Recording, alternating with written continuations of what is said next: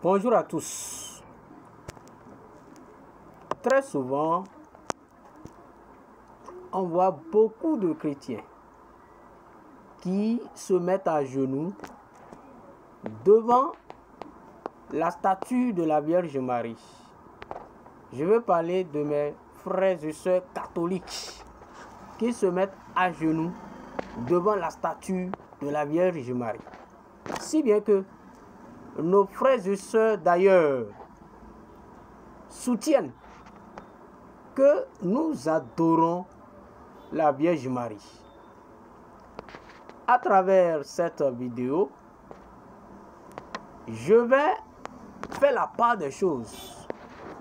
Ce qu'il faut retenir fondamentalement est que l'Église n'a pas autorisé que nous nous mettions à genoux devant la Vierge Marie. Le dogme de l'Église n'a pas institué la genuflexion devant la Vierge Marie. Se mettre à genoux devant le Seigneur, c'est l'adorer. Se mettre à genoux est un signe d'adoration.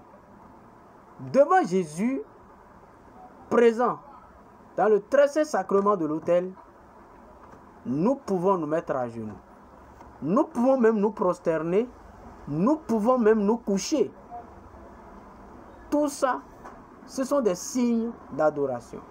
Mais devant la Vierge Marie, la doctrine de l'Église ne nous demande pas de nous mettre à genoux, mais plutôt de vénérer notre mère. Nous pouvons vénérer notre mère, mais nous ne sommes pas appelés à nous mettre à genoux pour l'adorer. Donc, je voudrais attirer l'attention de chacun et de tous sur ce fait pour que dorénavant, nous puissions nous corriger. Cependant, ce signe dépend aussi du sentiment de celui qui le fait. Je vais répondre à nos frères et sœurs de l'autre bord. Ce signe dépend du sentiment de celui qui le fait. Parce que se mettre à genoux devant une personne ne veut pas systématiquement dire qu'on est en train de l'adorer. Devant Dieu, oui. Devant Jésus, oui.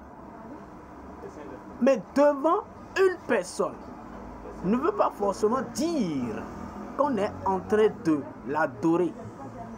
Parce que même nos parents à la maison, dans notre culture africaine, nous nous mettons à genoux très souvent pour les saluer.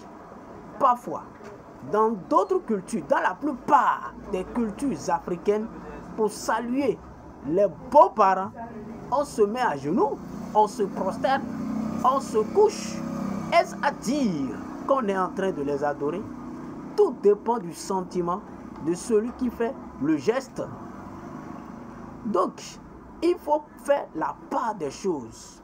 Si je peux me mettre à genoux devant mon père, devant mon frère, devant ma mère, devant mon entourage, ça veut dire que je peux aussi me mettre à genoux devant la Vierge Marie.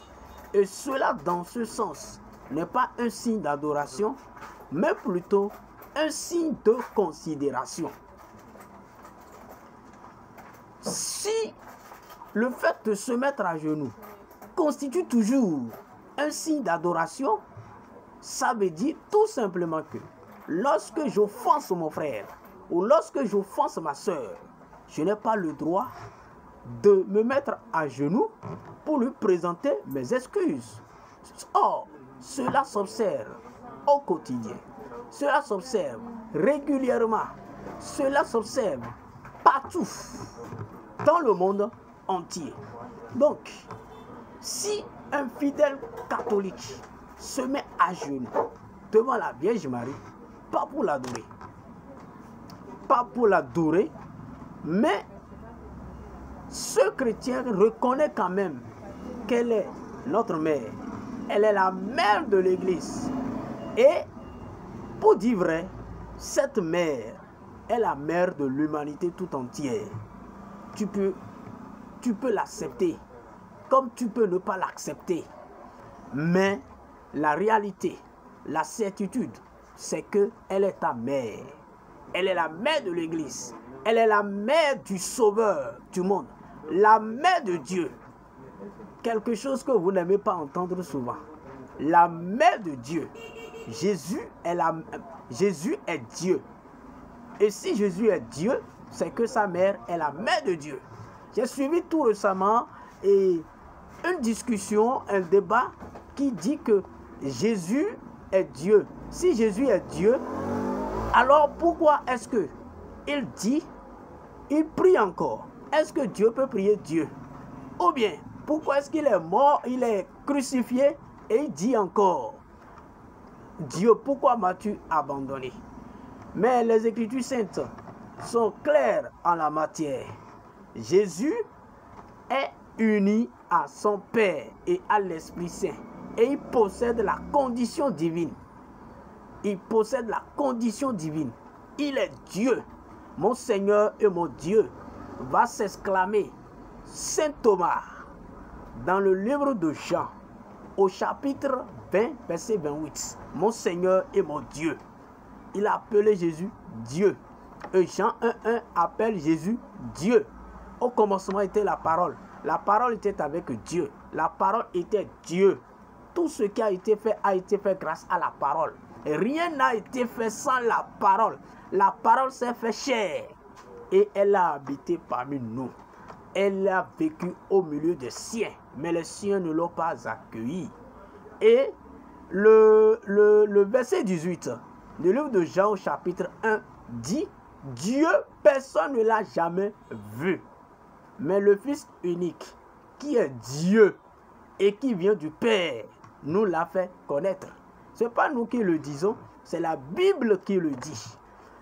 Dieu, personne ne l'a jamais vu.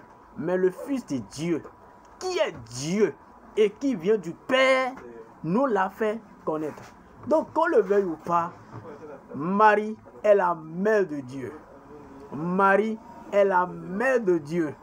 Et lorsque Jésus avait une discussion avec les Juifs dans le livre de Jean, au chapitre 8, à partir du verset 32, où il leur disait, si vous croyez en ma parole et que vous la mettez en pratique, vous connaîtrez la vérité et la vérité vous affranchira.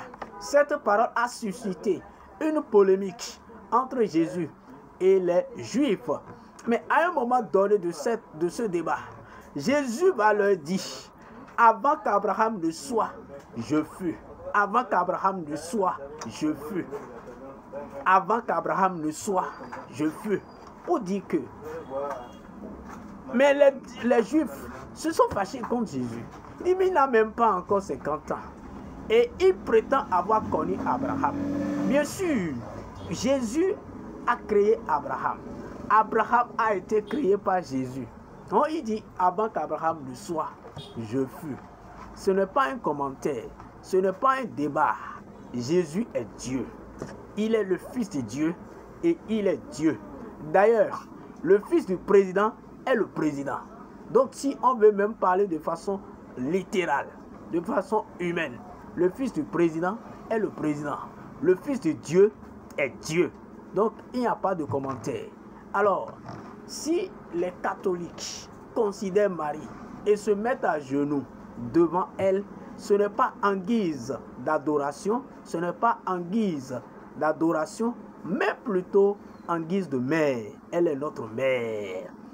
C'est vrai, cela n'est pas recommandé par le catéchisme de l'Église, mais ce n'est pas non plus interdit. Que Dieu vous bénisse.